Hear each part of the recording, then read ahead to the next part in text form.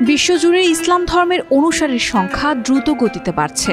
2010 থেকে 2020 সালের মধ্যে বিশ্বে অন্যান্য সব ধর্মের তুলনায় ইসলাম ধর্মের অনুসারীর সংখ্যা সবচেয়ে দ্রুত হারে বেড়েছে। পিউ রিসার্চ সেন্টারের সাম্প্রতিক এক গবেষণায় এমন তথ্য উঠে এসেছে। গবেষণাটিতে বলা হয়েছে, এই প্রবৃদ্ধির কারণে ইসলাম এখন বিশ্বের সবচেয়ে দ্রুত বর্ধনশীল ধর্মে পরিণত হয়েছে।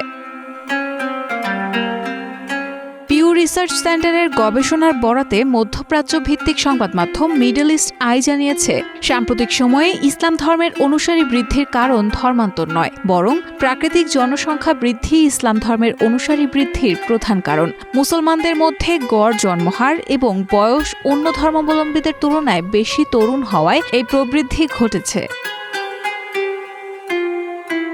2015 থেকে 2020 এই সময়ের তথ্য অনুযায়ী একজন মুসলিম নারীর গড় সন্তান সংখ্যা ছিল 2.9 জন, যেখানে অমুসলিম নারীদের গড় ছিল 2.2 জন। গবেষণার তথ্য অনুযায়ী খ্রিস্ট ধর্ম এখনও বিশ্বের সবচেয়ে বড় ধর্ম, প্রায় 2.3 বিলিয়ন অনুসারী এই ধর্মের। তবে ইসলাম ও খ্রিস্ট ধর্মের মধ্যকার ব্যবধান দ্রুত কমছে।